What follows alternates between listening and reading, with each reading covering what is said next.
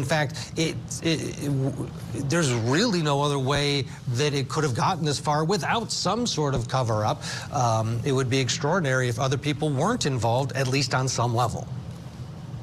Absolutely. And, you know, I don't expect that the DOJ will say specifically who they're looking at here, but they're certainly going to use this opportunity to put out a sense of panic, perhaps, to have more people come forward and perhaps try to strike deals and provide more information here. Try to pretend that it was a suicide by hanging, and you do go through all those steps. There will be obvious things that make a difference that are factually very difficult to cover up. And unless the coroner was somehow just signing off, oh yes, it's just another young woman who committed suicide, the whole thing is, there's going to be a lot that's going to be coming out here, for sure, and no doubt.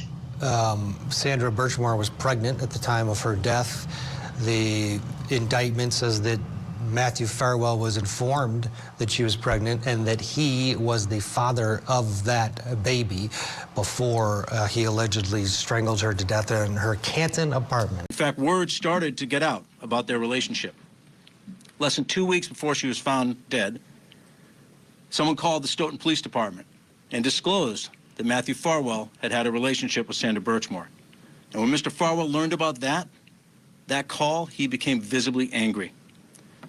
Mr. Farwell, it is alleged in these court papers, started to lose his patience, lose his temper, and the 6'4" Mr. Farwell started to be physically violent with 4'10" Sandra Birchmore.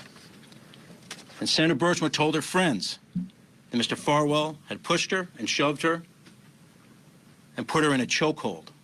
She was scared. And during that same time, Mr. Farwell was allegedly planning Sandra Birchmore's murder. Convicted on this charge, Mr. Farwell faces a minimum of life imprisonment. Giving voice to the voiceless, ensuring that no one is above the law, protecting the vulnerable people of Massachusetts, that's the highest calling of people in law enforcement. And this case represents those principles. And every day across Massachusetts, thousands of police officers, federal, state, local law enforcement, put their lives on the line to protect the people of Massachusetts. Mr. Farwell violated those principles, and now he faces very grave consequences.